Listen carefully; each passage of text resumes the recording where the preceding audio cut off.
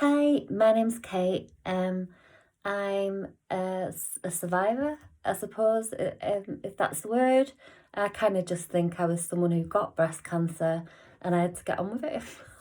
um, all the time people were saying to me, oh, you're so brave, you're so inspiring. But actually, we just have to get on with it. We don't really have any choice. um, but what I did find is that throughout my treatment, that my own skills, because I'm a mental health nurse and I'm also a therapist, that using my own skills on myself was actually really helpful. So for each stage of my treatment, I developed self-hypnosis tracks that I could listen to get me through my surgery, to make sure that my body healed well, to get me through my chemo, to kind of make my veins stronger so that they could take the corrosive chemicals that we get given, all of that. Then I also did one for my radiotherapy and had like different ones for pre-treatment and after treatment for the kind of self-healing stuff. I used a lot of the time because I was one of the people that ended up shielding for 12 weeks and kind of stuck in my house because there were so many people out and about around my area that I wasn't able to go for walks at all. So my garden became my haven, and mindfulness practice was really important to me. As a mindfulness teacher, I'm a dialectical behavioural therapist, amongst other things, and mindfulness is a really important thing that I tend to teach just about everybody that I'm working with, no matter what they're presenting with, because it's really useful. And we know that there's a lot of scientific research that shows that mindfulness, regular practice, can actually change your brain, because like the brain is kind of made of plastic, if you like. It's like plasticine, and by repeatedly doing different tasks, we can actually change the way that the brain's wired, so we can stop having that kind of stressed brain and start having a brain that's kind of calm and relaxed and allows us to be a bit more compassionate and caring. So the key principles of mindfulness are that we do one thing at a time. So it's focusing on one thing and then bringing the attention back and back and back every time you get distracted, because it's really normal to get distracted. It's really normal for you to kind of wander off and think this is a bit weird or this is a bit stupid. Just bringing your attention back to whatever it is that you're doing. So you can do mindfulness by doing just simple breathing exercises, focusing on the breath, either thinking I'm breathing in and breathing out, and breathing in 2, 3, 4, and out 2, 3, 4. You can even do mindfulness when you're out for a walk and focus on how many steps it takes for you to do an in-breath and an out-breath. You can do mindfulness if you're not able to get out of the house and you just want to kind of take a moment to land and look around the room and notice things that you perhaps haven't noticed before, or you haven't spent a lot of time. So mindfulness practice is practicing without judgment. It's non-judgmental. It's judging things as neither good nor bad. It takes patience, so it takes time, and through repetition, you end up learning to be able to do it much more ably, if that's even a word. Beginner's mind, so it's like you're seeing things for the first time. So when you take that moment to land, it's like, oh, I've never noticed how that picture is kind of showing that shadow on the wall, but without kind of making those comments, it's just noticing. Trust, so listening to your inner wisdom and knowing that things are right and as they're meant to be at this time. Not striving, so we spend our lives, don't we, always wanting to achieve, always aiming for that next goal, when actually we're never able to be present in the moment. So actually by being present in the moment, we let go of all those goals and aspirations, and we can just enjoy being here right now.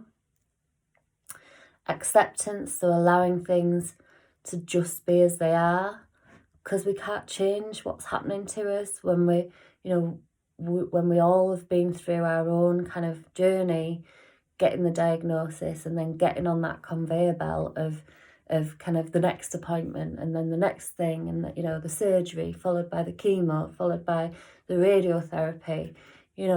We can't change it, but by accepting that all there is right now in the moment and just enjoying that, we don't have to worry about what the next phase of our treatment is, what that next move on the conveyor belt will be for us.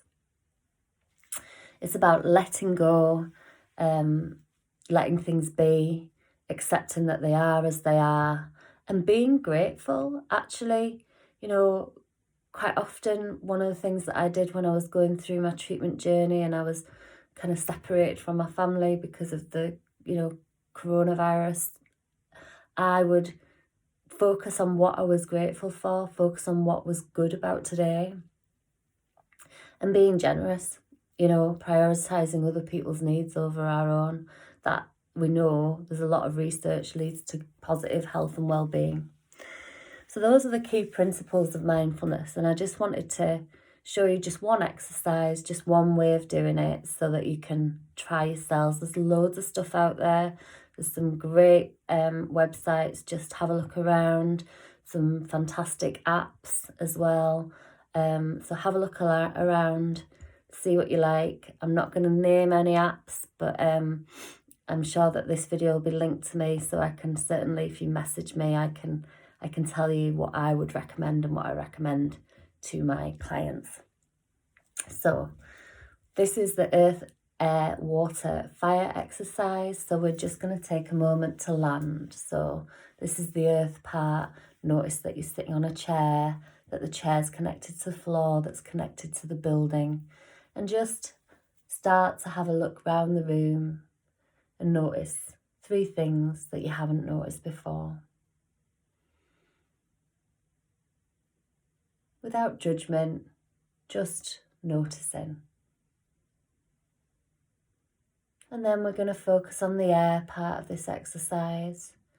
So we're going to breathe in and out. We're going to breathe in for 4, pause for 2, and out for 4. And we're going to do that around 10 to 12 times. So breathing in, 2, 3, 4, pause, and out, 2, 3, 4. Breathing in, 2, 3, 4, pause, and out, 2, 3, 4. Breathing in, 2, 3, 4, pause, and out, 2, 3, 4. Breathing in, 2, 3, 4, pause, and out, 2, 3, 4. Breathing in, 2, 3, 4, pause, and out, 2, 3, 4. Breathing in, 2, 3, 4, pause, and out, 2, 3, 4. Breathing in, 2, 3, 4, pause, and out, 2, 3, 4. Breathing in, 2, 3, 4, pause, and out, 2, 3, 4. Breathing in, 2, 3, 4, pause, and out, 2, 3, 4. Next, we're going to focus on the water part of the exercise. So this is where we kind of just take a moment to notice how much moisture there is in your mouth. We know that the parasympathetic nervous system, when it's working properly, we have like good digestion and we've got plenty of kind of fluid in our mouths. That's why when people have had a bit of a shock, we offer them a cup of tea or a glass of water, because actually that gets that kind of rest and repair state going.